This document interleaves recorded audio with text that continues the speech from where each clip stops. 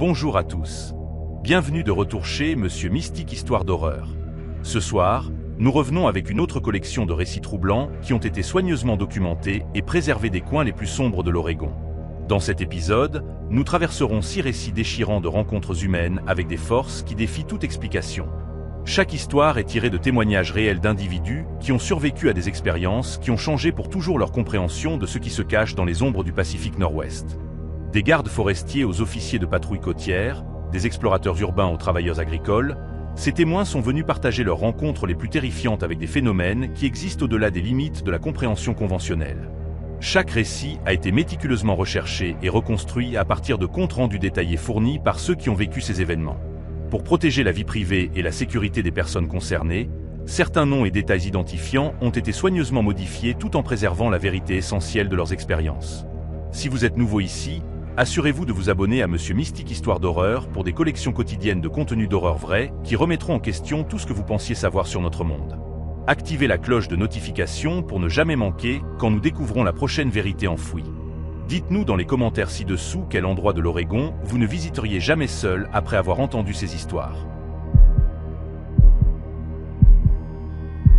Après 15 ans de travail pour le service forestier de l'Oregon, je pensais avoir tout vu de ce que ces bois pouvaient me lancer. Et ce qui s'est passé en octobre dernier dans la forêt nationale des Dashuit a mis fin à ma carrière. Je m'appelle Joshua et je patrouillais autrefois dans les zones reculées où la plupart des gens ne s'aventurent jamais.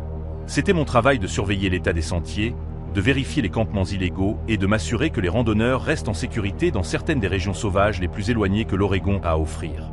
J'aimais ce travail plus que tout dans ma vie, ce qui rend ce que je suis sur le point de vous raconter encore plus difficile à accepter. L'incident s'est produit lors de ce qui aurait dû être une patrouille de routine dans la zone sauvage des Three Sisters. On m'avait assigné à vérifier une section de sentier qui avait été fermée au public pendant 3 mois en raison de dommages causés par un glissement de terrain signalé. La zone se trouvait à environ 12 miles de la route la plus proche, accessible uniquement à pied à travers une forêt dense de pins et de sapins qui s'étendait sur des miles dans toutes les directions.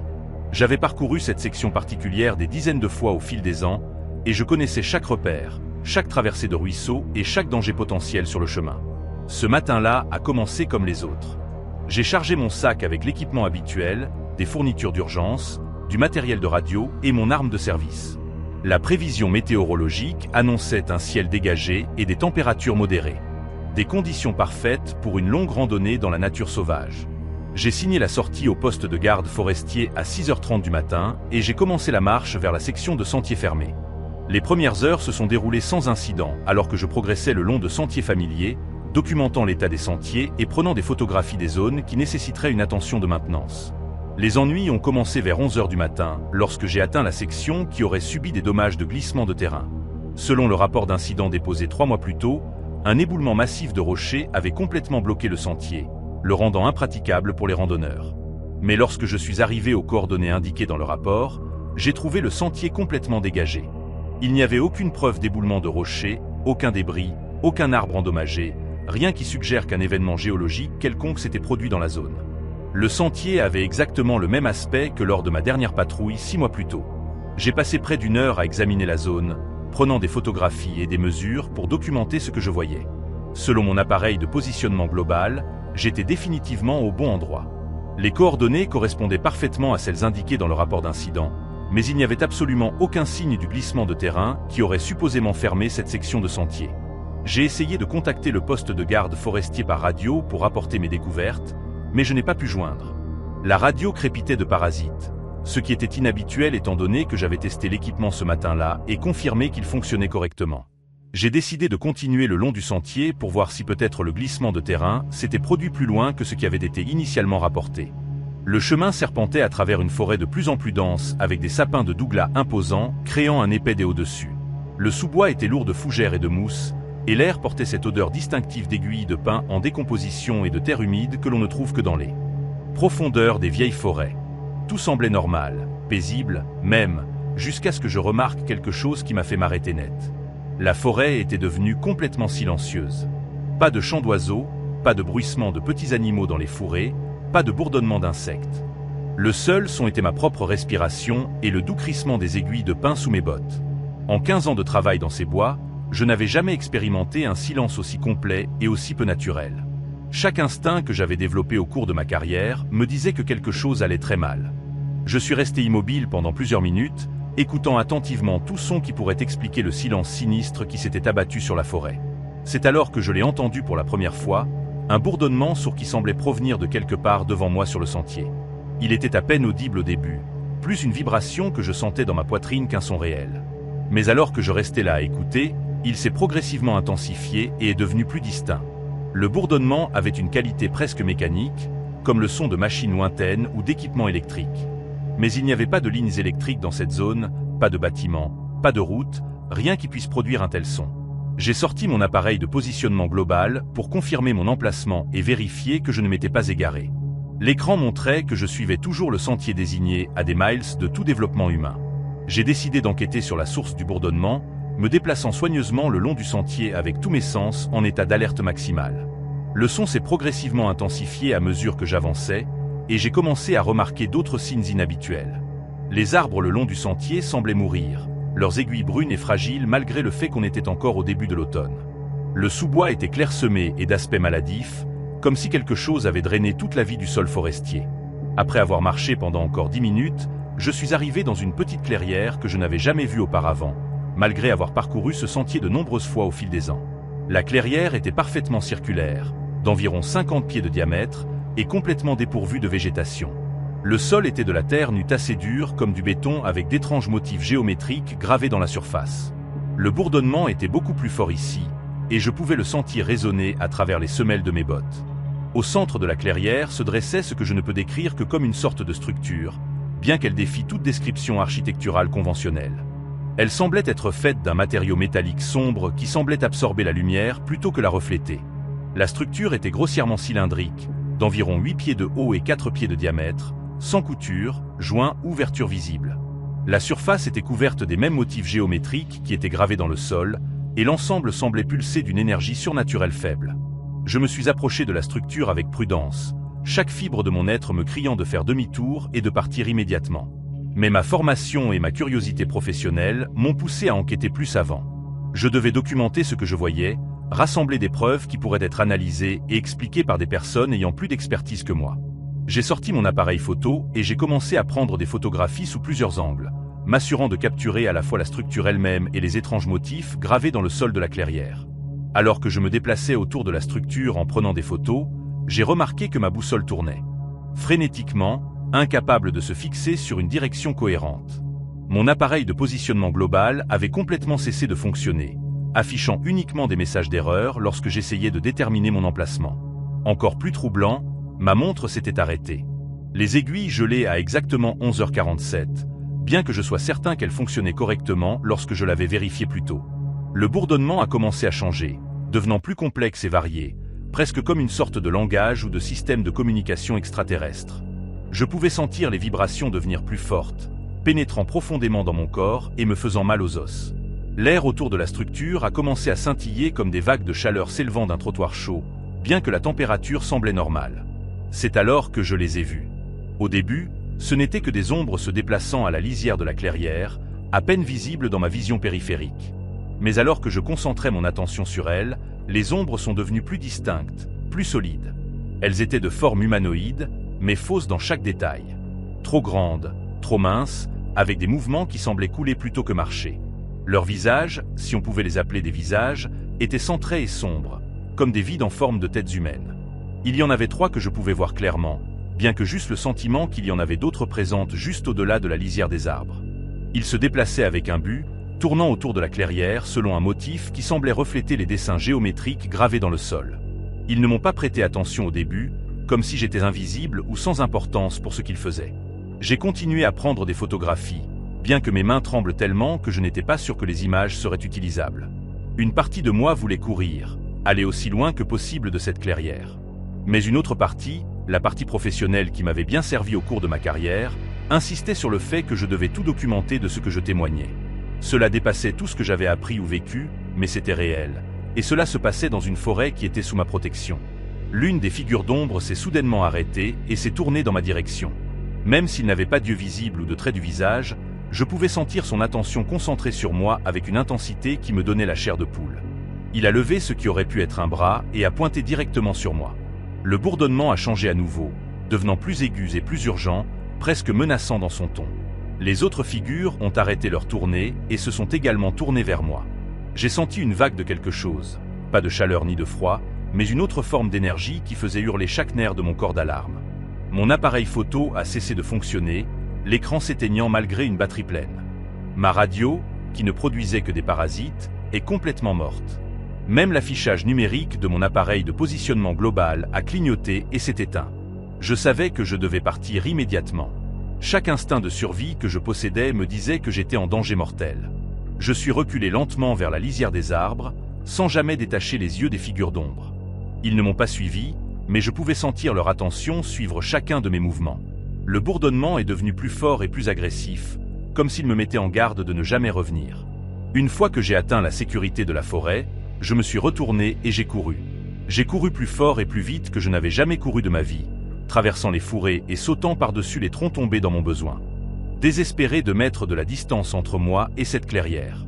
Je ne me suis pas arrêté de courir jusqu'à ce que j'atteigne mon véhicule, et même alors, je pouvais encore sentir les vibrations fantômes de ce bourdonnement étranger dans mes os. Le trajet de retour au poste de garde forestier était un flou d'émotions contradictoires et de pensées affolées. Comment pouvais-je éventuellement rapporter ce que j'avais témoigné? Qui croirait une histoire aussi impossible? Mais je devais essayer. J'avais une obligation professionnelle et morale de documenter l'incident et de m'assurer que d'autres personnes ne tombent pas sur ce qui se cachait dans cette clairière. Lorsque je suis arrivé au poste, je suis immédiatement allé voir mon superviseur et j'ai demandé une réunion privée. Je lui ai tout raconté, décrivant la clairière, la structure et les figures d'ombre avec autant de détails que je pouvais me souvenir. Il a écouté patiemment, posant occasionnellement des questions de clarification, mais son expression est devenue de plus en plus sceptique à mesure que mon histoire progressait. Lorsque j'ai terminé mon récit, il a demandé à voir les photographies que j'avais prises. Je lui ai remis mon appareil photo, mais lorsque nous avons examiné les images, elles ne montraient que des scènes de forêt normales. La clairière n'était visible sur aucune des photos, ni la structure étrange, ni les figures d'ombre. Selon l'appareil photo, j'avais passé la journée à randonner dans une forêt parfaitement ordinaire. Mon superviseur a suggéré que je pourrais souffrir de mal des montagnes ou de déshydratation, les deux pouvant causer des hallucinations et de la désorientation. Il a recommandé que je prenne quelques jours de congé pour me reposer et récupérer, puis que nous discutions de l'incident plus avant. Mais je savais que ce que j'avais vu était réel malgré le manque de preuves photographiques. Au cours des plusieurs jours suivants, j'ai essayé de me convaincre que peut-être mon superviseur avait raison. Peut-être que j'avais vécu une sorte d'épisode médical qui m'avait fait halluciner tout l'incident. Mais au fond de moi, je savais que ce n'était pas le cas. Le souvenir de cette clairière était trop vif, trop détaillé, trop cohérent pour être rejeté comme une hallucination. J'ai demandé la permission de retourner dans la zone avec un partenaire, mais mon superviseur a refusé la demande. Il a invoqué des préoccupations de sécurité et a suggéré que je me concentre sur des missions moins éloignées, jusqu'à ce que je sois complètement rétabli de ce qui m'avait affecté pendant la patrouille. Mais je pouvais voir dans ses yeux qu'il pensait que je perdais prise sur la réalité. La goutte d'eau est venue 3 semaines plus tard, lorsque j'ai essayé d'accéder au rapport d'incident qui m'avait initialement envoyé enquêter sur le glissement de terrain. Selon le système de classement, aucun tel rapport n'existait. Il n'y avait aucun enregistrement de glissement de terrain dans cette zone, aucun ordre de fermeture pour le sentier, et aucune mission pour moi d'enquêter. Selon les registres officiels, je n'avais jamais été envoyé dans cette section de la forêt nationale des Dashuit. Lorsque j'ai confronté mon superviseur à propos de la paperasse manquante, il est devenu défensif et a suggéré que je pourrais confondre des détails de différentes missions. Il a laissé entendre que mon état mental se détériorait et qu'il était peut-être temps pour moi d'envisager une retraite anticipée. Le message était clair. Arrêtez de poursuivre cette affaire ou faites face aux conséquences. J'ai réalisé que ce qui se passait dans cette clairière était dissimulé à des niveaux bien au-dessus de mon échelle de rémunération. Quelqu'un ou quelque chose ne voulait pas que cette zone soit enquêtée ou documentée. Mon choix était simple. Rester silencieux et garder mon emploi ou continuer à poser des questions et faire face au licenciement. J'ai choisi de démissionner. Je ne pouvais pas continuer à travailler pour une organisation qui cacherait quelque chose d'aussi significatif au public. Les gens avaient le droit de savoir quels dangers se cachaient dans nos forêts nationales, même si ces dangers défiaient l'explication conventionnelle. C'était il y a 6 mois. Je ne suis pas retourné dans la forêt nationale des Dashuit depuis, et je n'ai aucune intention d'y retourner un jour. Mais parfois tard dans la nuit, lorsque le vent souffle à travers les arbres devant ma maison, je jure que je peux encore entendre ce bourdonnement étranger m'appeler depuis les profondeurs de la nature sauvage de l'Oregon. Je sais que la plupart des gens ne croiront pas mon histoire, tout comme mon ancien superviseur ne l'a pas cru. Mais je sais aussi que ce que j'ai vécu dans cette clairière était réel, quoi que disent les registres officiels. Il y a des choses dans nos forêts que nous ne comprenons pas. Des choses que quelqu'un en autorité a décidé que nous ferions mieux de ne pas connaître.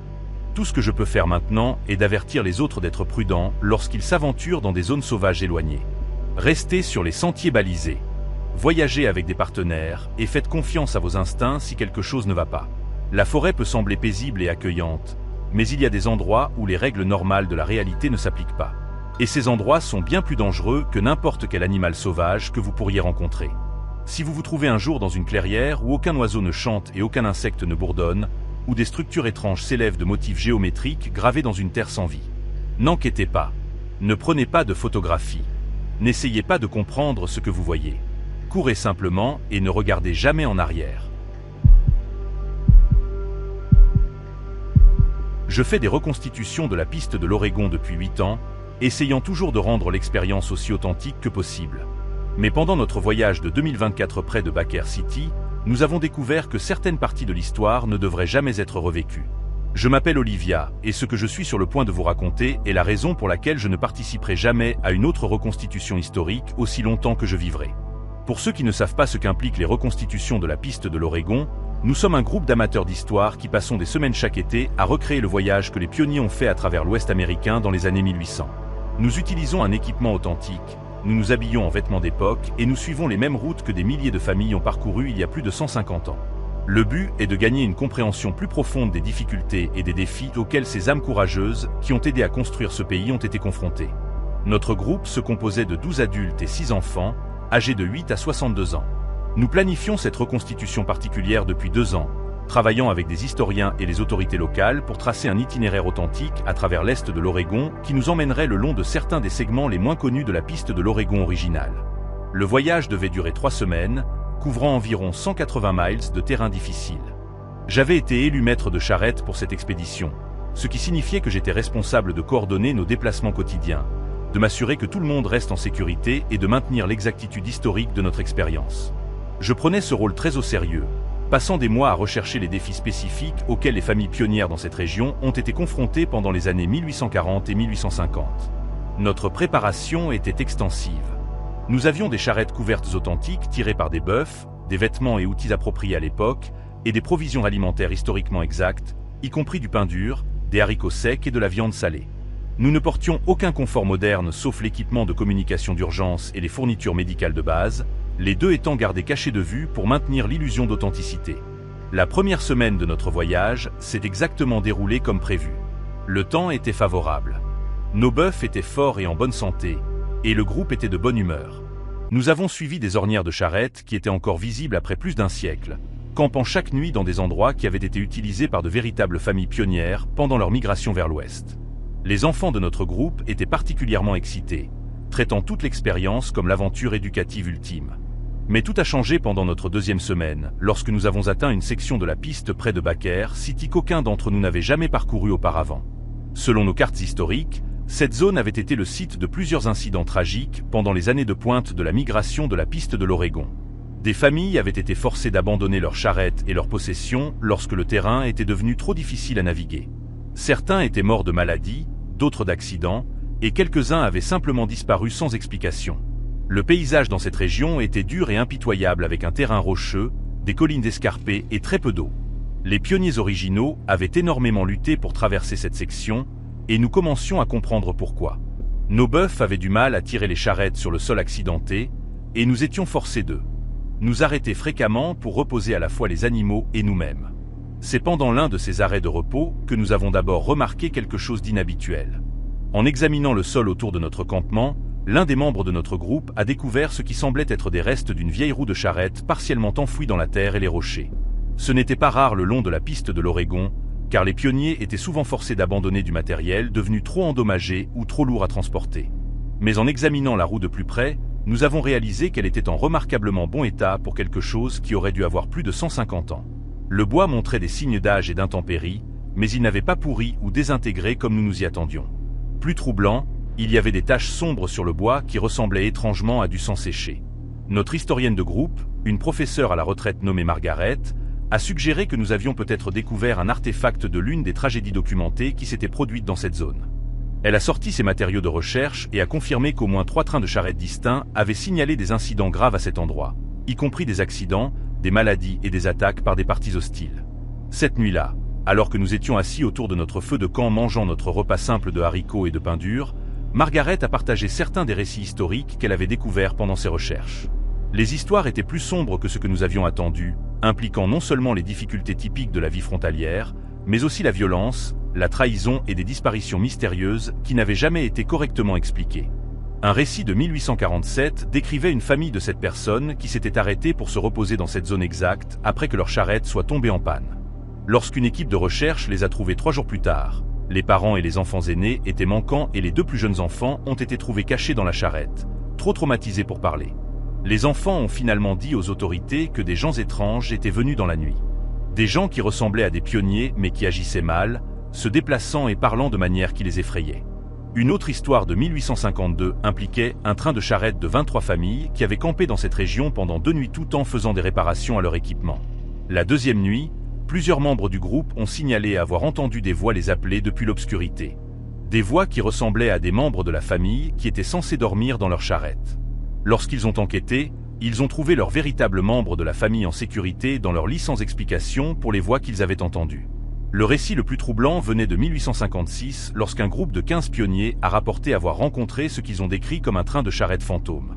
Selon leur témoignage, ils avaient vu un autre groupe de voyageurs se déplaçant parallèlement à leur itinéraire, restant toujours juste à la limite de la visibilité.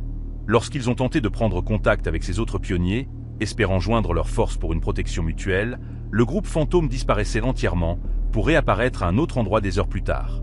Alors que Margaret partageait ses récits historiques, j'ai remarqué que plusieurs membres de notre groupe devenaient de plus en plus mal à l'aise.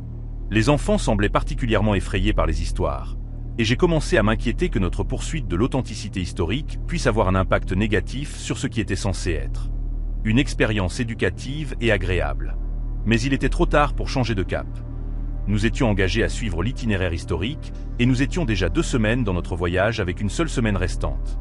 Nous avions investi trop de temps, d'argent et d'efforts pour abandonner l'expédition basée sur de vieilles histoires et légendes qui avaient probablement des explications parfaitement rationnelles.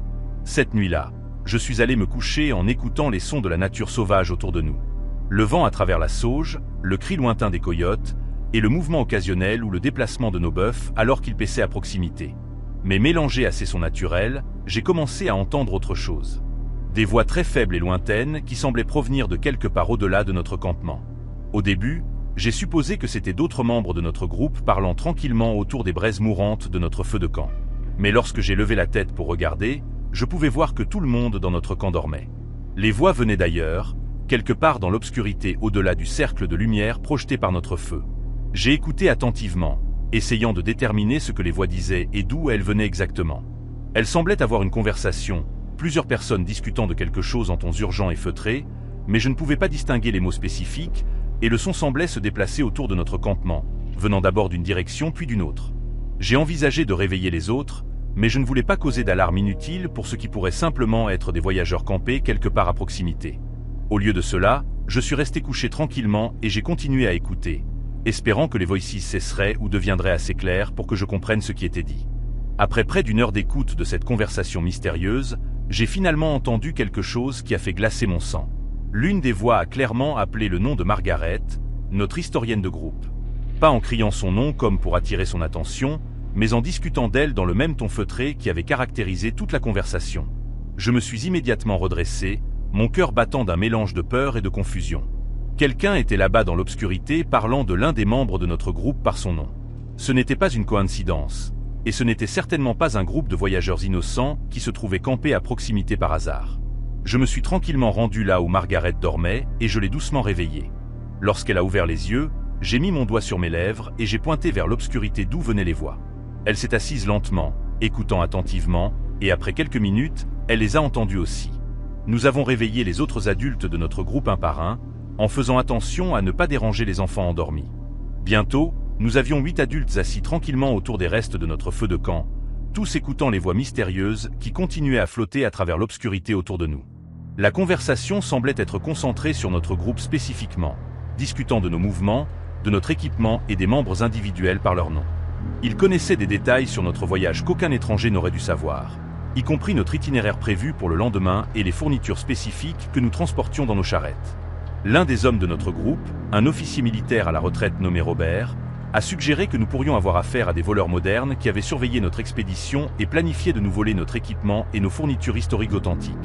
Certaines de nos charrettes, nos bœufs et nos artefacts d'époque valaient beaucoup d'argent, et nous transportions tout dans des zones sauvages isolées où l'activité criminelle serait difficile à détecter ou à enquêter.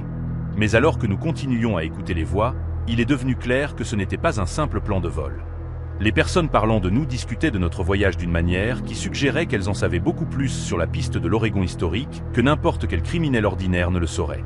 Elles faisaient référence à des événements spécifiques des années 1800, mentionnaient des familles et des individus qui avaient parcouru cette route il y a plus de 150 ans et parlaient de notre reconstitution comme si elle était d'une certaine manière connectée à ces tragédies d'il y a longtemps. Margaret a attrapé ses matériaux de recherche et a commencé à regarder à travers ses comptes rendus historiques, comparant ce que les voix disaient aux incidents documentés qu'elle avait découverts. La corrélation était indéniable. Les voix faisaient référence aux mêmes familles, aux mêmes tragédies et aux mêmes disparitions mystérieuses qui avaient été signalées dans cette zone pendant les années de pointe de la migration de la piste de l'Oregon. Alors que l'aube commençait à se lever, les voix se sont progressivement évanouies, nous laissant épuisés et profondément troublés. Nous avions passé toute la nuit à écouter des gens discuter de notre expédition en détail, mais nous n'avions jamais vu qui parlait ni déterminé où ils étaient situés. Malgré une recherche de la zone autour de notre campement, nous n'avons trouvé aucune preuve que quelqu'un d'autre avait été à proximité pendant la nuit. Nous avions fait face à une décision difficile. Nous pouvions continuer avec notre itinéraire prévu, espérant que la nuit précédente avait été un incident isolé, ou nous pouvions abandonner notre expédition soigneusement planifiée et nous diriger vers la ville la plus proche. La partie rationnelle de moi voulait continuer pour maintenir l'authenticité historique de notre voyage et terminer ce que nous avions commencé. Mais la partie protectrice de moi était profondément préoccupée par la sécurité des enfants de notre groupe. La décision a été prise pour nous plus tard ce matin-là, lorsque nous avons découvert que l'une de nos charrettes avait été endommagée pendant la nuit. Le toit de toile avait été lacéré à plusieurs endroits et plusieurs de nos fournitures essentielles avaient été volées, y compris la plupart de notre nourriture restante et toutes nos fournitures médicales. Quiconque avait parlé de nous dans l'obscurité avait aussi agi contre nous. Robert a mené une enquête approfondie sur la scène de crime, utilisant sa formation militaire pour chercher des indices sur qui pourrait être responsable du vol et du vandalisme. Ce qu'il a trouvé était plus troublant que le crime lui-même.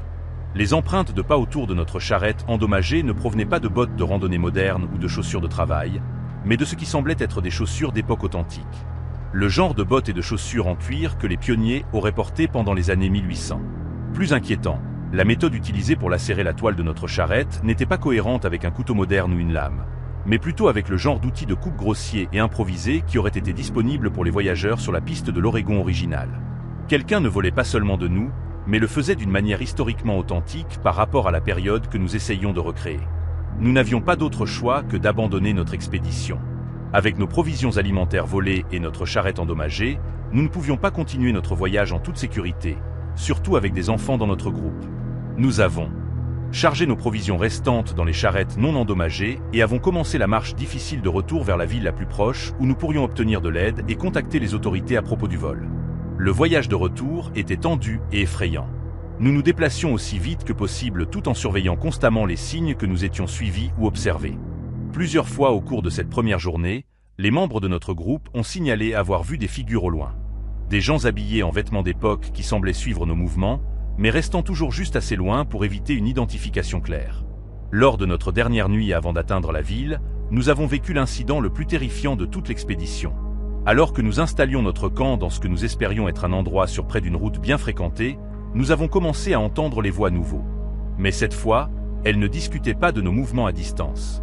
Elles nous appelaient directement, essayant de convaincre les membres de notre groupe de quitter la sécurité de notre campement et de venir dans l'obscurité. Les voix prétendaient être d'autres reconstituteurs qui s'étaient séparés de leur propre groupe et avaient besoin de notre aide. Elles connaissaient les noms de plusieurs personnes de notre expédition et faisaient référence à des détails spécifiques de notre voyage qui rendaient leur affirmation plausible. Mais Robert et moi avons reconnu les voix de la nuit précédente, et nous savions que c'était une sorte de piège ou de ruse conçue pour nous attirer loin de notre groupe. Le moment le plus glaçant est venu lorsque l'une des voix a appelé Margaret spécifiquement, prétendant être son partenaire de recherche de l'université et insistant sur le fait qu'il avait découvert des preuves d'un artefact historique important à proximité. La voix connaissait des détails sur le travail académique de Margaret qu'aucun étranger n'aurait dû savoir. Et pendant un moment, même elle a semblé tenter d'enquêter. Nous avons réussi à garder tout le monde ensemble jusqu'au matin, mais cela a nécessité une vigilance constante et des rappels répétés que rien de bon ne pourrait venir de s'aventurer dans l'obscurité pour rencontrer des étrangers mystérieux qui prétendaient avoir besoin de notre aide. Les enfants étaient particulièrement effrayés par les voix les appelant, et plusieurs des adultes ont admis plus tard qu'ils avaient ressenti une envie presque irrésistible de répondre aux appels. Lorsque nous avons finalement atteint la ville le lendemain, nous avons immédiatement contacté les forces de l'ordre local pour signaler le vol et le harcèlement que nous avions subis pendant notre expédition. Le shérif a écouté notre récit avec un mélange de scepticisme et de préoccupation, ayant manifestement du mal à croire que nous avions été systématiquement traqués et volés par des gens habillés comme des pionniers des années 1800. Mais lorsque nous avons mentionné l'endroit spécifique où les incidents s'étaient produits, son expression a changé radicalement. Il a expliqué que notre groupe n'était pas le premier à signaler des rencontres étranges dans cette zone particulière. Au fil des ans, plusieurs autres groupes de reconstitution historique, des groupes de randonneurs et même certains résidents locaux avaient décrit des expériences similaires impliquant des figures mystérieuses en vêtements d'époque qui semblaient en savoir beaucoup plus sur les visiteurs qu'ils ne le devraient. Le shérif a suggéré que nous pourrions avoir affaire à un groupe d'individus qui étaient devenus obsédés par l'histoire de la piste de l'Oregon au point où ils vivaient une sorte de fantasme d'élaborer dans la nature sauvage. Ces personnes pourraient utiliser leurs connaissances historiques étendues pour intimider et voler les visiteurs tout en maintenant l'illusion qu'elles étaient d'une certaine manière connectées à l'expérience pionnière originale. Mais il a aussi mentionné une possibilité plus sombre qui avait été discutée parmi les forces de l'ordre local. Il y avait eu plusieurs disparitions inexpliquées dans la région au fil des années, impliquant des personnes qui avaient été vues pour la dernière fois en randonnée ou en camping dans des zones associées à l'histoire de la piste de l'Oregon. Bien qu'il n'y ait pas de preuves concrètes reliant ces disparitions aux figures mystérieuses que les visiteurs continuaient de signaler, la corrélation était suffisamment troublante pour justifier une préoccupation sérieuse. Nous n'avons jamais récupéré nos provisions volées, ni reçu d'explication pour le harcèlement que nous avions subi pendant notre expédition. L'affaire est restée ouverte mais inactive avec les autorités locales suivant occasionnellement des rapports similaires, mais ne faisant jamais d'arrestation ni ne rassemblant de preuves définitives sur qui était responsable des incidents continus. J'ai dissous notre groupe de reconstitution après cette expérience et je n'ai jamais participé à une autre expédition de la piste de l'Oregon. Plusieurs autres membres de notre groupe ont signalé avoir des cauchemars pendant des mois après. Des rêves impliquant les voix les appelant depuis l'obscurité et des figures mystérieuses en vêtements d'époque qui semblaient connaître des détails intimes de leur vie personnelle. Margaret a continué ses recherches historiques pendant un moment, mais elle a finalement abandonné son projet de la piste de l'Oregon aussi. Elle m'a dit plus tard qu'elle ne pouvait plus lire les récits de tragédies pionnières sans entendre ces voix de la nature sauvage et que tout le sujet était devenu trop psychologiquement troublant pour qu'elle continue à l'étudier. Les enfants de notre groupe ont été peut-être les plus sévèrement affectés par l'expérience. Plusieurs d'entre eux ont développé une anxiété à propos du camping ou du fait de passer du temps à l'extérieur, et leurs parents ont signalé qu'ils se réveilleraient au milieu de la nuit prétendant entendre des voix appeler leur nom depuis l'extérieur de leur chambre. Je crois toujours que les reconstitutions historiques peuvent être des expériences éducatives précieuses lorsqu'elles sont menées en toute sécurité et de manière appropriée. Mais je sais aussi qu'il y a certains endroits et certaines périodes de l'histoire qui devraient rester non perturbés. La piste de l'Oregon représente l'un des chapitres les plus difficiles et tragiques de l'histoire pionnière américaine, impliquant des milliers de morts, d'innombrables difficultés et des mystères qui n'ont jamais été résolus. Peut-être que certains de ces mystères sont destinés à rester non résolus. Peut-être que les voix que nous avons entendues dans l'obscurité étaient des échos de tragédies qui se sont produites il y a plus de 150 ans, toujours en cours dans des endroits où la frontière entre le passé et le présent est devenue dangereusement mince. Ou peut-être que nous avons rencontré quelque chose de beaucoup plus concret et menaçant. Un groupe de personnes qui sont devenues tellement obsédées par la recréation du passé qu'elles ont perdu contact avec le présent. Quoi qu'il en soit, j'ai appris qu'il y a des limites à l'authenticité d'une expérience historique et que certaines parties de l'histoire sont trop dangereuses pour être revécues. La piste de l'Oregon a réclamé des milliers de vies pendant les années de migration vers l'ouest, et elle peut encore réclamer des vies aujourd'hui. J'engage quiconque intéressé par l'histoire de la piste de l'Oregon à l'étudier depuis la sécurité des bibliothèques et des musées, plutôt que de s'aventurer dans les zones sauvages où ces tragédies originales se sont produites. Certaines expériences sont destinées à rester dans le passé, et certaines voix sont destinées à rester. Silencieuse. Les leçons de l'histoire sont importantes, mais elles ne devraient jamais coûter la vie et la sécurité des gens modernes. La piste vers l'ouest était déjà assez difficile pour les pionniers originaux qui n'avaient pas d'autre choix que de la parcourir. Ceux d'entre nous qui ont le choix devraient choisir avec sagesse. Travailler à la maintenance du Crater Lake pendant la basse saison signifie des mois d'isolement complet. C'est juste vous, la neige des cette eau impossiblement profonde. Mais en février 2023, j'ai réalisé que je n'étais pas aussi seul que je le pensais. Je m'appelle Christopher, et depuis 12 ans, Je fais partie de l'équipe de maintenance du parc qui maintient le parc national du Crater Lake en fonctionnement lorsque les touristes sont partis et que les routes sont enfouies sous 15 pieds de neige. La plupart des gens ne réalisent pas ce que cela prend de maintenir un endroit comme le Crater Lake à travers les mois d'hiver. Nous parlons de l'un des endroits les plus éloignés de l'Oregon, accessible uniquement en motoneige ou en ski pendant près de 6 mois de l'année. Le parc ferme officiellement à la circulation automobile en novembre, et nous ne voyons pas de visiteurs réguliers à nouveau jusqu'à fin mai ou juin. Pendant ces mois d'hiver, seul un squelette d'équipage de travailleurs de maintenance, de gardes forestiers et de personnel d'urgence reste sur place. J'ai toujours aimé l'isolement qui vient avec le travail d'hiver au Crater Lake. Il y a quelque chose de paisible à être entouré d'une nature sauvage immaculée avec rien d'autre que le son du vent à travers les pins et le craquement occasionnel de la glace se déplaçant sur la surface du lac. Le travail est un travail physique dur et des conditions brutales, mais cela en valait toujours la peine pour la solitude et la connexion à l'un des endroits les plus beaux de la Terre. Notre équipage de 4 était responsable de la maintenance du centre des visiteurs, des installations du lodge et de l'infrastructure critique qui maintient le parc opérationnel pendant la fermeture hivernale. Nous vivions dans des quartiers du personnel au bord du cratère, isolés du monde extérieur pendant des semaines à la fois. La communication avec l'extérieur était limitée au contact radio avec le quartier général du parc et les services d'urgence, et même cela était souvent peu fiable en raison des conditions météorologiques dans le terrain montagneux. L'incident a commencé pendant l'un des pires blizzards que j'ai jamais vécu au lac. Nous avions affaire à une série de tempêtes hivernales qui avaient déversé plus de 8 pieds de neige fraîche en moins d'une semaine. Le vent hurlait constamment, créant des conditions de white-out qui rendaient impossible de voir à plus de quelques pieds dans n'importe quelle direction. Nous étions essentiellement piégés dans nos quartiers, attendant que le temps s'améliore pour que nous puissions évaluer les dommages aux installations du parc. C'est pendant la 3e nuit de la tempête que j'ai d'abord entendu les sons. J'étais allongé dans ma couchette, écoutant le vent faire vibrer les fenêtres, lorsque je suis devenu conscient de quelque chose d'autre mélangé au bruit de la tempête. Cela ressemblait à des voix, plusieurs personnes parlant en tons urgents et feutrés. Au début, j'ai supposé que c'était l'un de mes collègues utilisant une radio ou peut-être regardant quelque chose sur sa tablette. Mais lorsque je me suis levé pour enquêter, j'ai trouvé que tout le monde dormait profondément. Je suis retourné dans ma couchette, me disant que j'avais entendu des choses. L'isolement et le bruit constant de la tempête pouvaient jouer des tours à votre esprit. Et j'avais déjà vécu des hallucinations auditives pendant des missions d'hiver précédentes. Mais les voix ont continué, devenant plus claires et plus distinctes alors que je restais là à écouter. Elles semblaient provenir de l'extérieur du bâtiment, quelque part dans la tempête. Le lendemain matin, lorsque le vent s'était finalement calmé suffisamment pour que nous puissions nous aventurer dehors, j'ai mentionné ce que j'avais entendu à mon superviseur. Il a écouté avec le genre d'attention patiente qui suggérait qu'il avait déjà eu affaire à des rapports similaires. Il a expliqué que l'isolement extrême et la privation sensorielle du travail d'hiver pouvaient faire entendre aux gens des choses qui n'étaient pas là, et que ce n'était rien dont il fallait s'inquiéter à moins que cela n'interfère avec mes performances de travail. Mais je savais ce que j'avais entendu, et cela n'avait pas ressemblé à une hallucination. Les voix avaient été trop claires, trop cohérentes, trop intentionnelles. Elles avaient discuté de quelque chose de spécifique, bien que je ne puisse pas distinguer les mots exacts.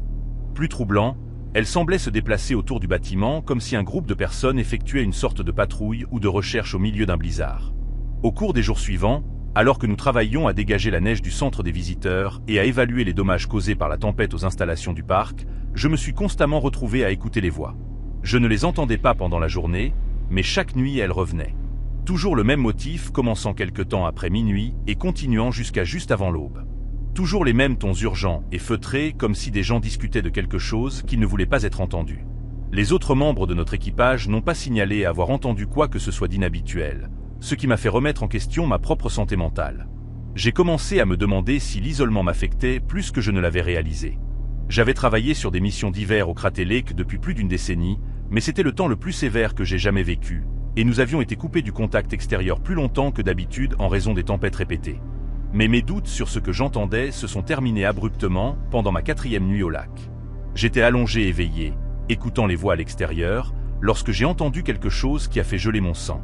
L'une des voix a clairement dit mon nom, pas en le criant, pas en m'appelant, mais en discutant de moi dans le même ton feutré qu'elles utilisaient pour tout le reste. Christopher est dans l'aile, a dit la voix aussi clairement que si quelqu'un avait été debout à côté de mon lit.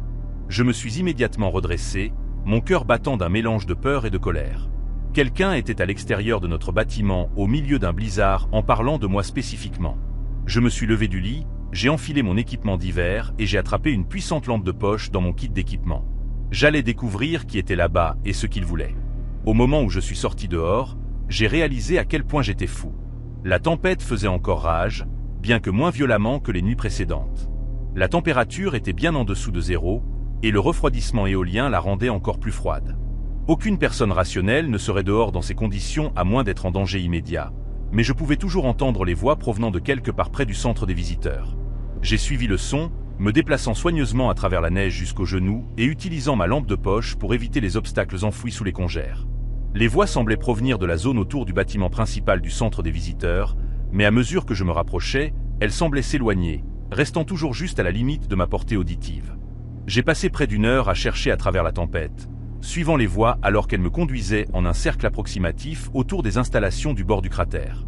Le faisceau de ma lampe de poche ne révélait rien d'autre que de la neige soufflée par le vent et les formes sombres de bâtiments et d'arbres.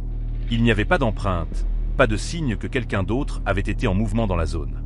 Mais les voix ont continué, toujours juste devant moi, toujours. Hors de portée. Finalement, le froid m'a forcé à abandonner la recherche et à retourner au quartier du personnel. Je tremblais incontrôlablement, et je savais que je risquais l'engelure en restant dehors plus longtemps. Mais alors que j'atteignais la porte de notre bâtiment, j'ai entendu quelque chose qui a confirmé mes pires craintes. Les voix venaient maintenant de derrière moi, discutant de ma recherche dans les mêmes tons feutrés qu'elles avaient utilisés plus tôt. « Il sait que nous sommes ici », a dit une voix. « Que devrions-nous faire à ce sujet » a demandé une autre. La conversation a continué, mais je n'ai pas pu distinguer le reste alors que je tripotais la serrure de la porte et me précipitais à l'intérieur vers la chaleur et la sécurité du bâtiment. Le lendemain matin, j'ai tout raconté à mon superviseur ce qui s'était passé pendant ma recherche tard dans la nuit.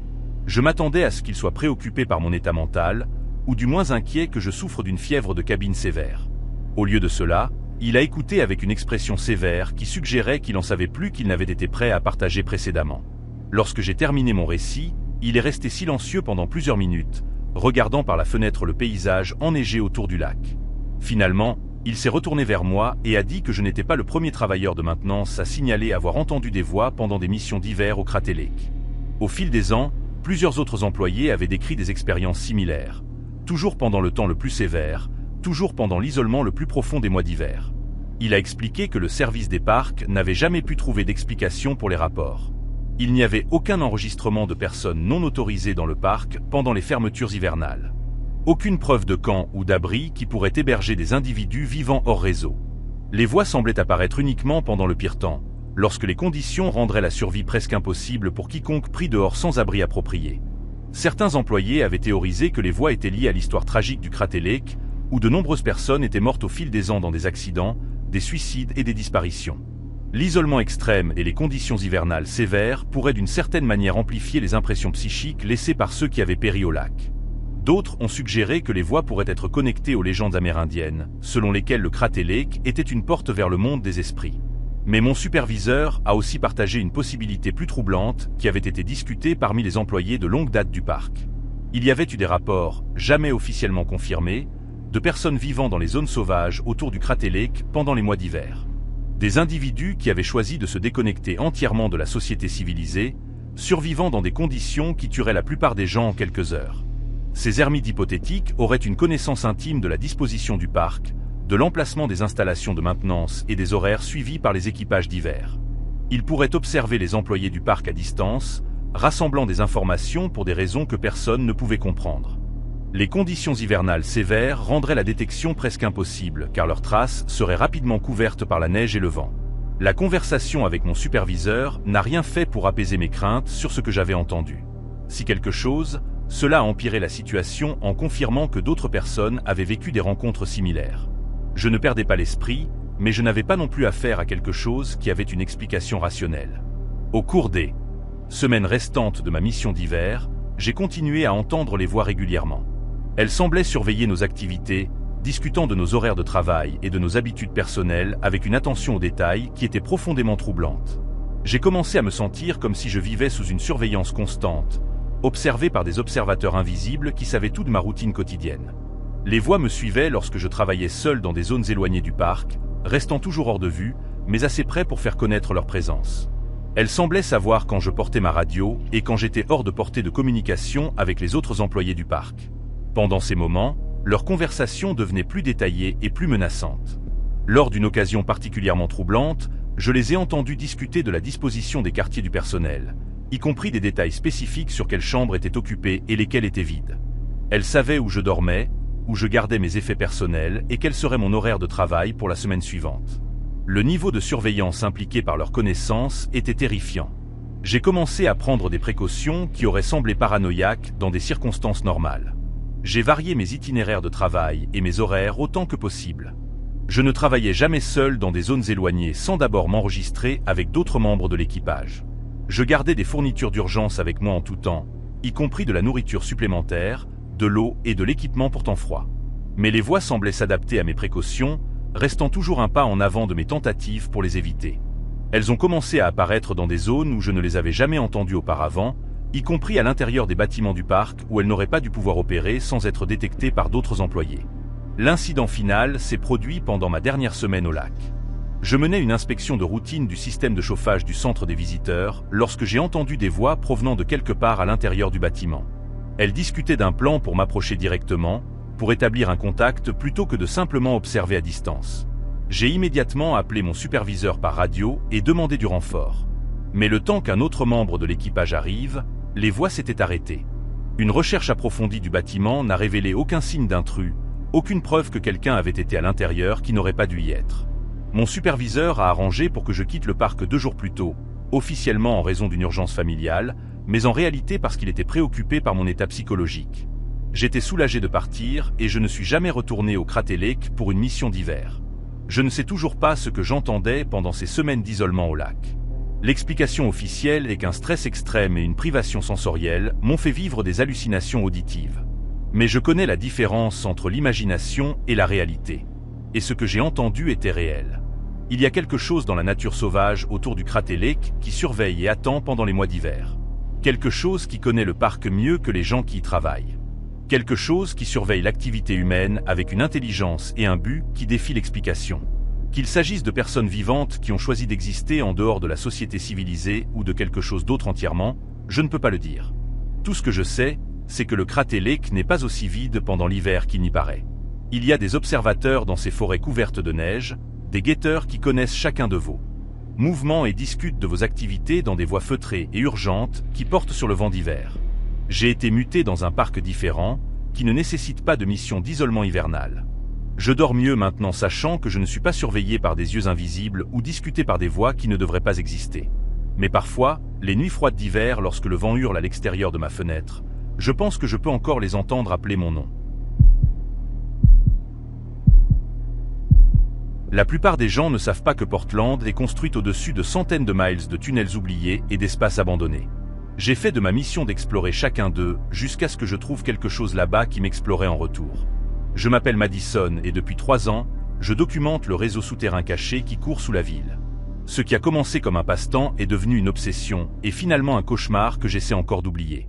J'ai découvert l'exploration urbaine pendant ma 2e année à l'Université d'État de Portland. Un ami a mentionné les tunnels de Shanghai, ces passages infâmes qui supposaient courir sous le vieux port. La plupart des gens les rejetaient comme du folklore touristique, mais j'ai été intrigué par la possibilité qu'un monde caché entier existe juste sous nos pieds. J'ai commencé à rechercher l'histoire, à cartographier les entrées connues et à planifier ma première descente dans le souterrain. Les explorations initiales étaient incroyables. Je me suis retrouvé dans des sous-sols oubliés, des tunnels utilitaires abandonnés et des passages à vapeur qui avaient été scellés pendant des décennies. Chaque découverte ressemblait à découvrir un morceau de l'histoire de Portland qui avait été délibérément caché du monde d'au-dessus. J'ai tout documenté avec des photographies et des notes détaillées, créant des cartes du réseau souterrain qui sont devenues plus complexes avec chaque expédition. J'ai développé des techniques pour accéder aux tunnels en toute sécurité. J'ai appris à crocheter les serrures, à lire les plans architecturaux et à identifier quelles bouches d'égout menaient à une infrastructure active par opposition à des passages abandonnés. J'ai investi dans du matériel professionnel, y compris des lampes frontales, de l'équipement d'escalade et des caméras étanches. J'ai établi des règles pour moi-même, ne jamais explorer seul, toujours laisser des plans détaillés avec des amis et maintenir des protocoles de communication d'urgence. Mais à mesure que mes explorations devenaient plus ambitieuses, j'ai commencé à contourner ces règles de sécurité. Les découvertes les plus intéressantes semblent toujours nécessiter des missions en solo dans des zones que d'autres explorateurs urbains évitaient. Je me disais que mon expérience me rendait capable de gérer des situations qui seraient dangereuses pour les débutants. Je me trompais à ce sujet et mon arrogance m'a presque coûté tout. L'incident s'est produit début mars, lors d'une exploration d'un système de tunnel sous le district industriel du Côté-Est. Différent pour mon projet de cartographie. Mais la curiosité a eu le meilleur de moi. L'espace de vie était plus élaboré que tout ce que j'avais vu auparavant. Il y avait plusieurs pièces connectées par des passages soigneusement entretenus avec des preuves de travaux électriques et de modifications de plomberie qui devaient nécessiter des compétences et une planification considérable.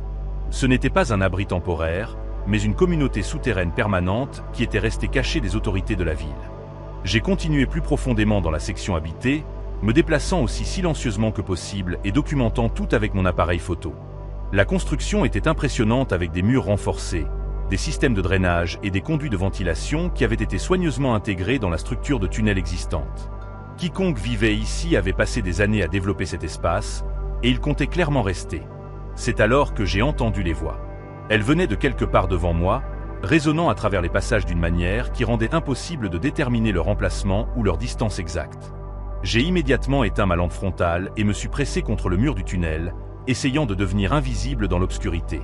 Les voix étaient masculines, au moins 2 locuteurs différents, et elles discutaient de quelque chose en tons urgents et feutrés.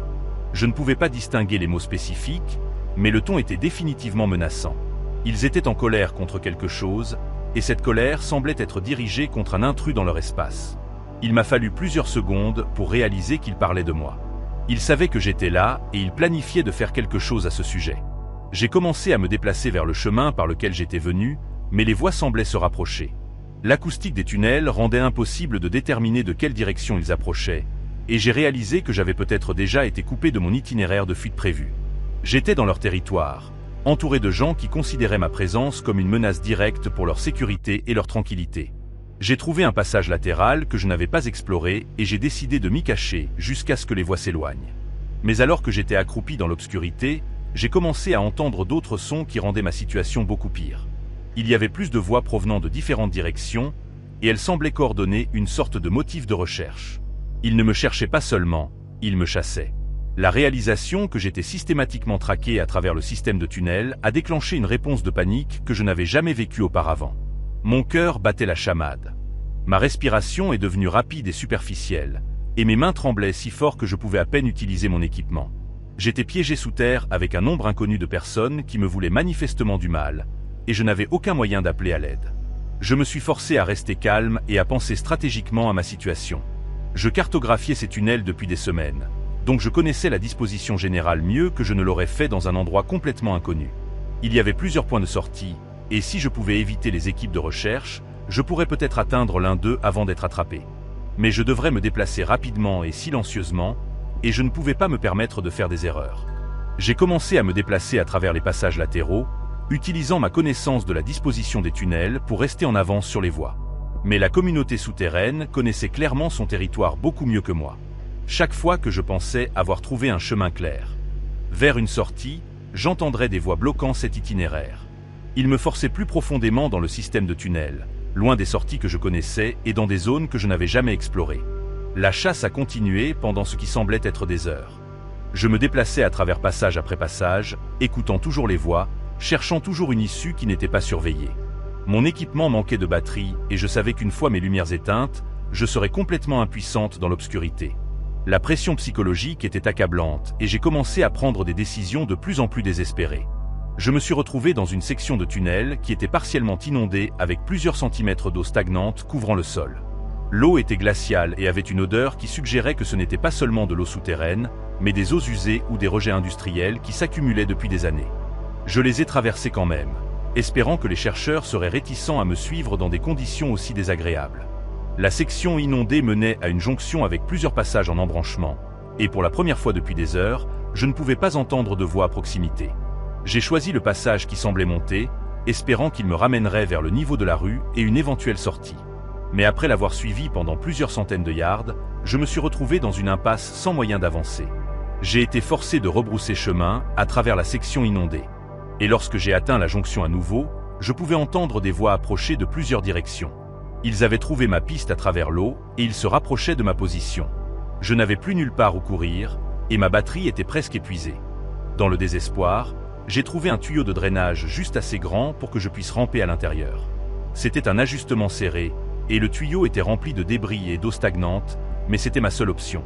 J'ai éteint ma lampe frontale pour conserver ce peu de batterie qui restait et j'ai commencé à ramper à travers l'obscurité complète, guidé uniquement par la sensation des parois du tuyau autour de moi.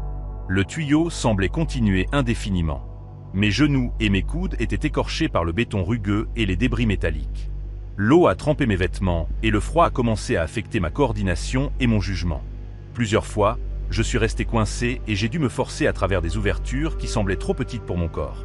Mais finalement, j'ai vu de la lumière devant moi. Le tuyau s'ouvrait dans un drain d'orage qui menait à un collecteur sous une rue animée. Je pouvais entendre la circulation au-dessus de moi et je savais que j'étais finalement proche de l'évasion.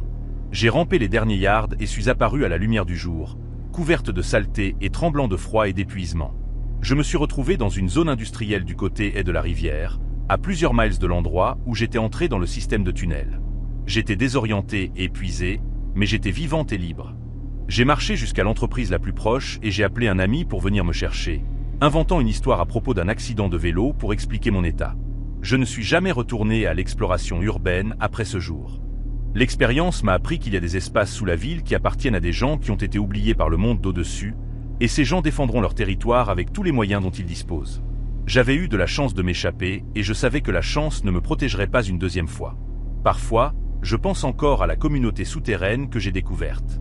Je me demande qui ils étaient, comment ils ont fini par vivre dans ces tunnels, et s'ils sont toujours là. Mais je n'essayerai jamais de le découvrir. Il y a certains secrets qui sont destinés à rester cachés et certains endroits où les étrangers ne sont pas les bienvenus. Les tunnels sous Portland sont vastes et complexes, pleins d'histoires et de mystères. Mais ils abritent aussi des gens qui n'ont nulle part ailleurs où aller. Et ces gens méritent d'être laissés en paix. L'exploration urbaine m'a appris à respecter les espaces que je visitais.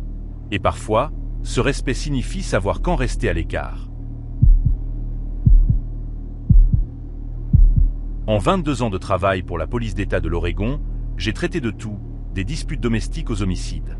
Mais ce que j'ai rencontré sur l'autoroute 101 près de Bandon a défié chaque protocole que j'avais jamais appris.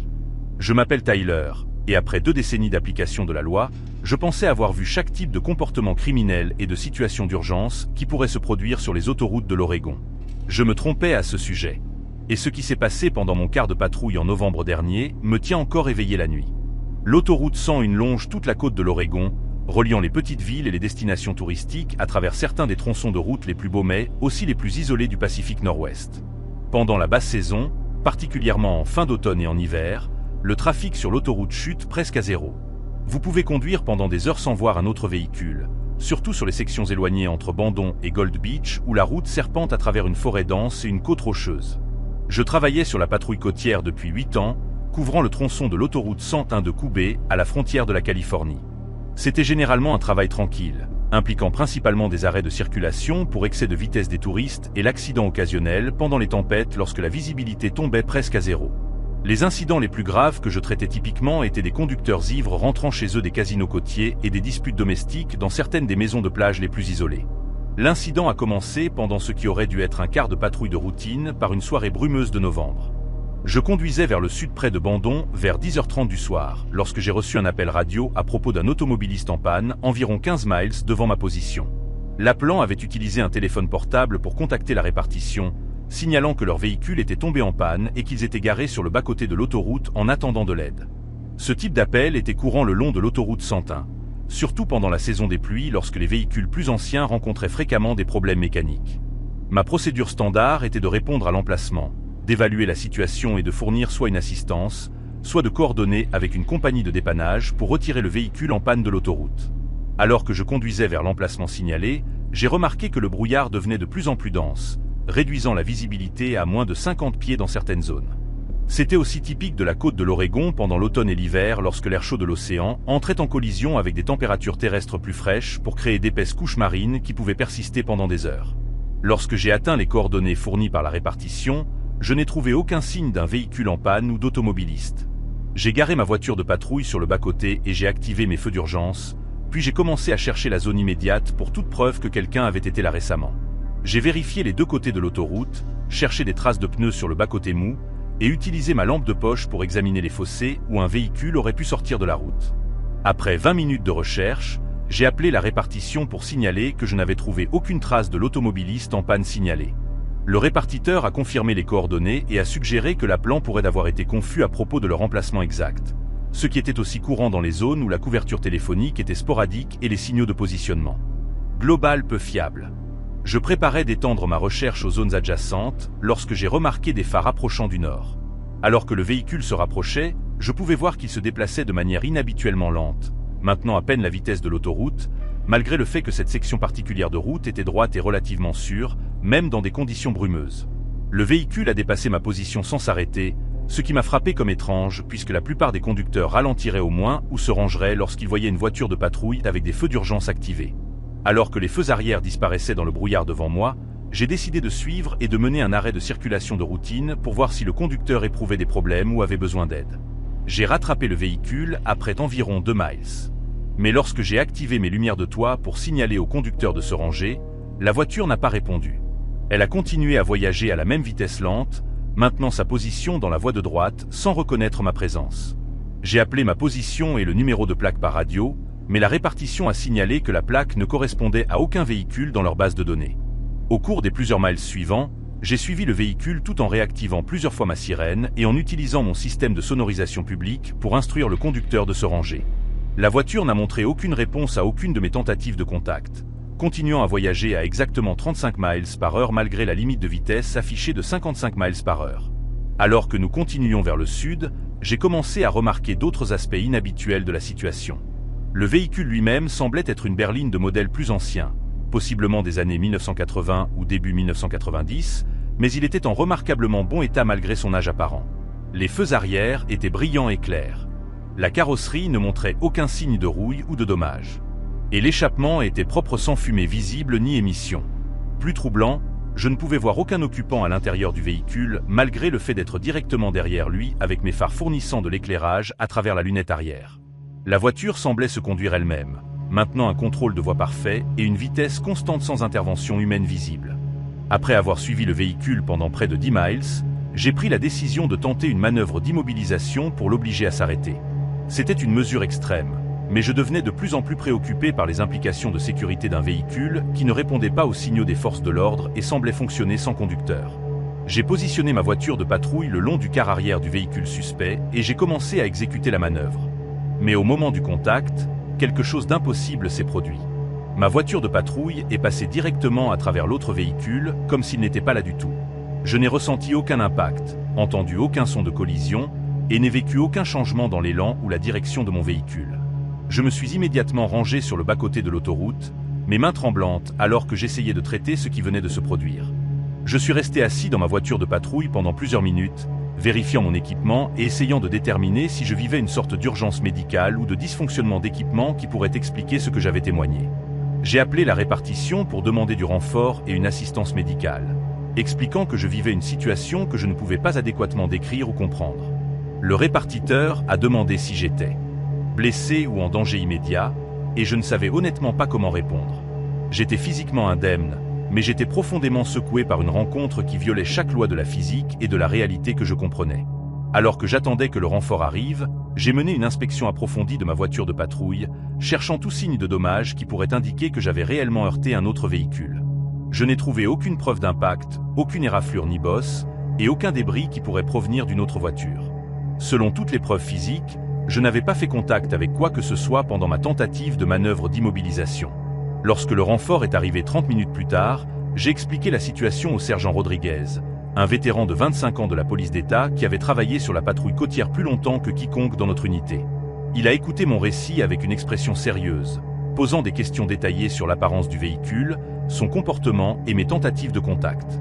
Lorsque j'ai terminé mon rapport, Rodriguez est resté silencieux pendant plusieurs minutes avant de me dire quelque chose qui a changé ma compréhension de tout l'incident. Il a expliqué que je n'étais pas le premier officier à signaler des rencontres avec des véhicules fantômes sur l'autoroute 101, particulièrement dans la zone entre Bandon et Gold Beach où mon incident s'était produit. Au fil des ans, plusieurs autres officiers avaient décrit des expériences similaires impliquant des véhicules qui semblaient normaux à première vue, mais exhibaient un comportement impossible lorsqu'ils étaient soumis à un examen plus approfondi. Ces véhicules ne répondaient jamais aux arrêts de circulation, ne se rangeaient jamais malgré une poursuite prolongée, et disparaissaient parfois entièrement lorsque les officiers tentaient de faire un contact physique. Rodriguez m'a dit que le département avait une politique officieuse de ne pas discuter de ces incidents publiquement, En partie pour éviter la moquerie et en partie parce qu'il n'y avait aucune explication rationnelle pour ce que les officiers témoignaient. Les rapports étaient déposés et documentés, mais aucune enquête plus approfondie n'était menée car il n'y avait aucune preuve d'activité criminelle et aucune menace apparente pour la sécurité publique. Il a aussi partagé un contexte historique qui rendait la situation encore plus troublante. Le tronçon de l'autoroute 101 où ces incidents se produisaient avait été le site de nombreux accidents mortels au fil des décennies, y compris plusieurs cas où les conducteurs avaient simplement disparu avec leur véhicule. Les opérations de recherche et de sauvetage n'avaient trouvé aucune trace des conducteurs ou des voitures manquants, malgré des efforts extensifs impliquant plusieurs agences et groupes de bénévoles. Certains des cas de personnes disparues dataient des années 1960 et 1970, lorsque l'autoroute 101 était encore plus isolée et dangereuse qu'elle ne l'est aujourd'hui.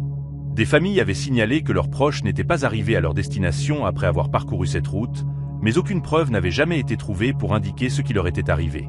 Rodriguez a suggéré que ce que j'avais rencontré pourrait être connecté à ces disparitions historiques. Bien qu'il ait admis qu'il n'avait aucune explication pour comment une telle connexion pourrait être possible, il a recommandé que je dépose un rapport complet de l'incident, mais m'a conseillé de ne pas en discuter avec d'autres officiers ou civils qui pourraient ne pas comprendre les défis uniques du travail de patrouille côtière. J'ai suivi son conseil et j'ai déposé un rapport détaillé. Mais j'ai aussi commencé à mener mes propres recherches sur l'histoire de l'autoroute 101 et les cas de personnes disparues que Rodriguez avait. Mentions. Ce que j'ai découvert était encore plus troublant que l'incident original.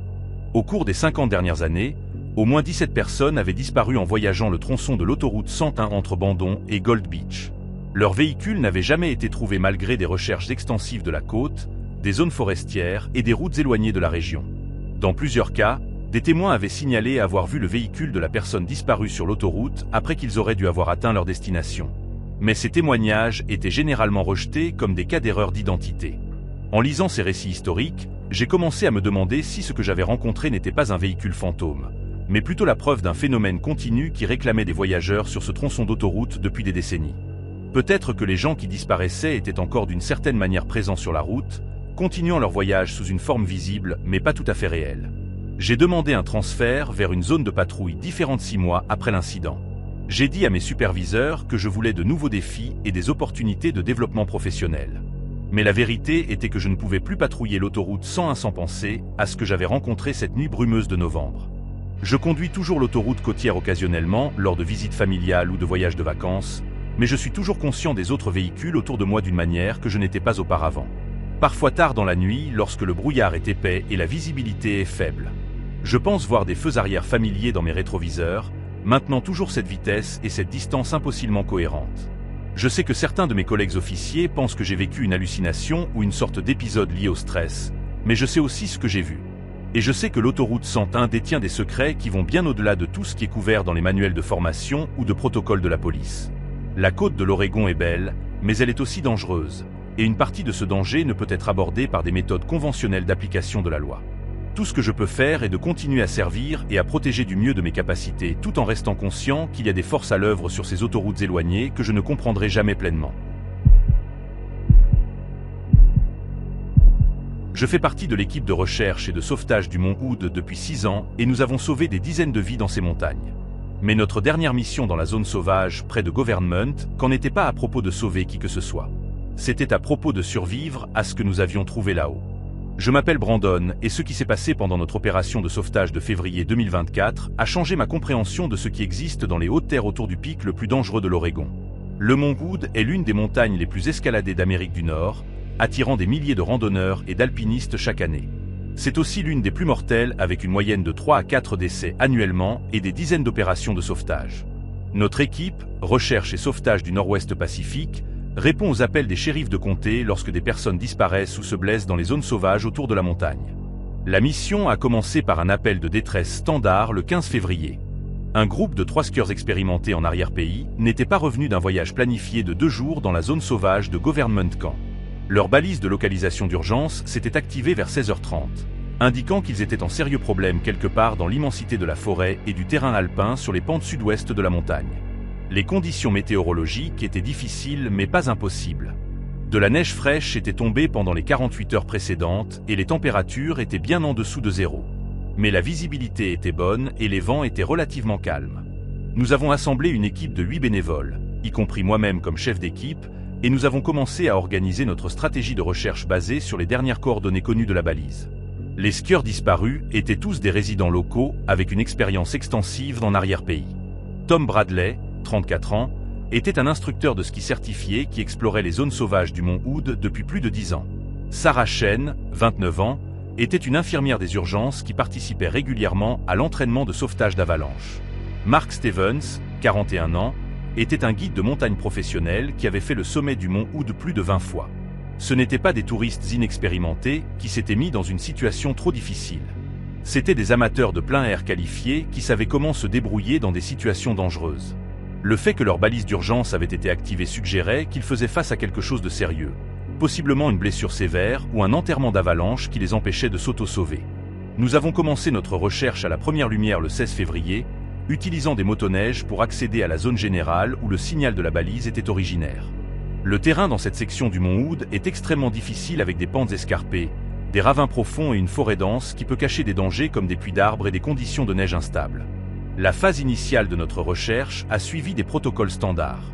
Nous nous sommes divisés en 2 équipes et avons commencé à travailler des motifs de recherche systématiques utilisant des sondes d'avalanche et des chiens de sauvetage pour vérifier les zones où les skieurs disparus pourraient être enterrés sous la neige. Nous avons aussi utilisé des unités de positionnement global pour naviguer précisément vers les coordonnées fournies par leur balise d'urgence. Après 4 heures de recherche intensive, nous avons trouvé leur camp. Les 3 skieurs avaient établi un camp de base bien organisé dans une zone abritée près d'un bosquet de grands pins. Leur tente était correctement installée, leur équipement était soigneusement arrangé, et il n'y avait aucun signe d'activité d'avalanche ou d'autres catastrophes naturelles qui pourraient expliquer leur disparition. Mais le camp avait clairement été abandonné à la hâte. De la nourriture cuisait encore sur leur réchaud de camping. Des effets personnels étaient éparpillés autour du site, et leurs sacs de couchage étaient jetés de côté comme s'ils dormaient lorsque quelque chose les avait forcés à partir immédiatement. Plus troublant, nous avons trouvé une preuve claire qu'ils avaient quitté le camp pendant la nuit dans des températures sous zéro dans des conditions dangereuses qu'aucun voyageur expérimenté en arrière-pays ne voudrait volontairement affronter. Nous avons suivi leurs traces s'éloignant du camp et avons immédiatement réalisé que quelque chose allait très mal. Les traces montraient que les 3 skieurs se déplaçaient ensemble dans un groupe serré, mais ils ne suivaient aucun itinéraire logique vers la sécurité. Au lieu de cela, ils semblaient se diriger plus profondément dans la nature sauvage vers un terrain plus dangereux et plus éloigné de tout secours ou abri possible. Les traces montraient aussi des signes que les skieurs se déplaçaient de manière inhabituellement rapide, presque courant sur leur ski malgré une mauvaise visibilité et des conditions dangereuses. Il y avait plusieurs endroits où l'un ou plusieurs d'entre eux étaient tombés, mais ils s'étaient immédiatement relevés et avaient continué à se déplacer dans la même direction comme s'ils fuyaient quelque chose derrière eux. Après avoir suivi la piste pendant près de 2 miles, nous sommes arrivés dans une zone où les traces s'arrêtaient soudainement. Pas progressivement, comme si les skieurs avaient enlevé leurs skis pour continuer à pied, mais abruptement au milieu d'une pente ouverte où il n'y avait aucune raison logique pour qu'ils changent de direction ou de méthode de déplacement. La neige autour de la fin des traces de ski était perturbée d'une manière que nous ne pouvions pas expliquer. Il y avait des marques et des empreintes qui ne correspondaient à aucun équipement que les skieurs transportaient, et la neige elle-même semblait avoir été comprimée par quelque chose de beaucoup plus lourd que 3 personnes sur des skis. Nous avons passé le reste de cette journée à étendre notre recherche dans toutes les directions à partir de là où les traces s'étaient terminées, mais nous n'avons trouvé aucun autre signe des skieurs disparus. Nous avons utilisé des sondes d'avalanche pour vérifier les sites d'enterrement possibles, du matériel d'imagerie thermique pour chercher des signatures de chaleur corporelle, et des chiens de recherche entraînés pour essayer de repérer des traces d'odeur humaine. Alors que le soir approchait, nous avons établi notre propre camp près de l'endroit où les traces de ski s'étaient terminées. Le protocole standard pour les opérations de recherche de plusieurs jours exigeait que nous maintenions un camp de base qui pourrait servir de poste de commandement et de zone de rassemblement pour la recherche continue. Nous avons installé nos tentes, préparé des repas chauds et organisé des horaires de garde pour la nuit. C'est pendant la première garde vers 23h30 que nous avons rencontré le phénomène qui a transformé notre mission de sauvetage en quelque chose d'entièrement différent. J'étais de service avec Jake Morrison, un bénévole de sauvetage vétéran avec plus de 15 ans d'expérience en montagne, lorsque nous avons d'abord entendu les sons. Ils ont commencé comme des voix lointaines, à peine audibles par-dessus le vent à travers les pins. Au début, nous avons supposé qu'elles venaient d'autres membres de notre équipe, peut-être parlant tranquillement dans leur tente. Mais lorsque nous avons vérifié, nous avons trouvé que tout le monde dormait et que les voix venaient d'eux. Quelque part à l'extérieur de notre camp. Les voix ressemblaient à des gens appelant à l'aide, ce qui aurait été cohérent avec la découverte des skieurs disparus. Mais il y avait quelque chose qui n'allait pas avec les appels. Elles semblaient provenir de plusieurs directions simultanément, et elles avaient une qualité d'écho qui ne correspondait pas à l'acoustique de la zone où nous étions campés. Jake et moi avons attrapé nos lampes de poche et nos fournitures médicales d'urgence et avons commencé à nous déplacer vers la source des voix. suivant les procédures standards pour répondre aux appels à l'aide dans la nature sauvage. Mais à mesure que nous nous rapprochions de là où les sons semblaient venir, ils se déplaçaient, restant toujours juste à la limite de notre portée auditive. Nous avons passé près d'1 heure à suivre les voix à travers la forêt, mais nous n'avons jamais trouvé personne qui aurait pu appeler à l'aide. Les sons nous ont conduits en un cercle approximatif autour de notre camp, semblant toujours provenir juste devant nous, mais ne se rapprochant jamais ou devenant plus distincts. Lorsque nous sommes retournés au camp, nous avons découvert que nos tentes avaient été déplacées. Pas de manière spectaculaire et pas d'une manière qui suggérait un vandalisme délibéré, mais elles étaient définitivement dans des positions différentes de là où nous les avions installées plus tôt dans la soirée. Notre équipement avait aussi été réarrangé avec des articles déplacés de leurs emplacements originaux et placés en piles soignées dont aucun membre de notre équipe ne se souvenait d'avoir créé. Les autres membres de notre équipe de recherche avaient été réveillés par la perturbation et ils avaient leur propre rapport d'activité inhabituel. Plusieurs personnes ont décrit avoir le sentiment d'être observées tout en essayant de dormir. Et 2 membres de l'équipe ont signalé avoir vu des figures se déplaçant entre les arbres juste à l'extérieur du cercle de lumière projeté par nos lanternes de camp. Nous avons mené une vérification approfondie du périmètre, cherchant toute preuve de qui aurait pu être dans notre camp pendant que Jake et moi suivions les voies. Nous avons trouvé des empreintes de pas dans la neige autour de nos tentes, mais elles ne provenaient d'aucun membre de notre équipe. Les empreintes semblaient provenir de pieds nus, ce qui n'avait aucun sens étant donné les températures sous zéro et les conditions de neige profonde. À ce moment-là, nous avons pris la décision de terminer l'opération de recherche et d'évacuer notre équipe de la montagne. En tant que bénévoles de sauvetage expérimentés, nous étions entraînés à reconnaître quand les conditions étaient devenues trop dangereuses pour continuer, et l'activité inexpliquée autour de notre camp représentait clairement une menace pour notre sécurité. Mais notre évacuation a été compliquée par des défaillances d'équipement qui n'avaient pas été présentes plus tôt dans la mission. Nos unités de positionnement global ont commencé à fournir des lectures incohérentes, rendant difficile la navigation de retour vers nos véhicules. Nos communications radio avec le camp de base sont devenues intermittentes et remplies de parasites. Même notre équipement de secours semblait être affecté par ce qui causait les autres dysfonctionnements. Le voyage de retour vers notre zone de rassemblement a pris près de 2 fois plus longtemps que prévu, car nous étions forcés de compter sur la navigation par boussole et les repères visuels pour trouver notre chemin à travers un terrain que plusieurs membres de notre équipe avaient parcouru de nombreuses fois auparavant. Tout au long de la descente, nous avons continué à entendre les voix appelant de divers endroits autour de nous, mais nous n'avons fait aucune tentative pour enquêter ou répondre. Lorsque nous avons finalement atteint nos véhicules et rétabli la communication avec les services d'urgence du comté, nous avons appris que la recherche des 3 skieurs disparus avait été annulée. Leurs corps avaient été trouvés tôt ce matin-là par une équipe de recherche différente travaillant dans une zone à plus de 5 miles de là où nous avions cherché. Les circonstances de leur décès ont soulevé des questions qui n'ont jamais été adéquatement répondues. Les 3 corps ont été trouvés ensemble dans un emplacement qui n'avait aucun sens logique étant donné les preuves que nous avions trouvées à leur camp et le long de leur piste de ski. Ils semblaient être morts d'exposition, mais ils ont été découverts sans aucun de leur équipement de survie, y compris les vêtements d'hiver lourds qu'ils portaient lorsqu'ils avaient quitté leur camp. Plus troublant, l'endroit où leurs corps ont été trouvés n'était accessible qu'en traversant un terrain qui aurait été extrêmement difficile et dangereux à naviguer la nuit, surtout sans équipement approprié. Il n'y avait aucune explication pour comment ou pourquoi ils avaient fait un tel voyage ou ce qui était arrivé à leurs skis, sacs et autres équipements. Le rapport d'incident officiel a conclu que les 3 skieurs s'étaient désorientés pendant la nuit et avaient pris de mauvaises décisions qui ont conduit à leur mort par exposition. Mais ceux d'entre nous qui avaient été impliqués dans la recherche savaient que l'explication ne tenait pas compte des preuves que nous avions observées ou des phénomènes inhabituels que nous avions rencontrés.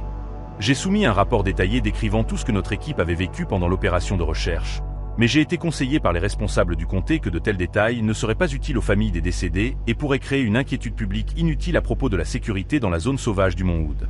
Je n'ai pas participé à d'autres opérations de recherche et de sauvetage sur le mont Hood depuis cette mission. J'ai été transféré vers une équipe qui travaille principalement dans des zones de plus basse altitude, disant à mes superviseurs que je voulais me concentrer sur les opérations de sauvetage urbain. Mais la vérité est que je ne peux plus me sentir à l'aise dans les hautes terres autour du mont Hood, sachant qu'il y a des choses là-haut qui n'ont pas d'explication rationnelle. La montagne continue d'attirer des milliers d'alpinistes et de randonneurs chaque année, et les équipes de recherche et de sauvetage continuent de répondre lorsque les gens ont des problèmes dans les zones sauvages.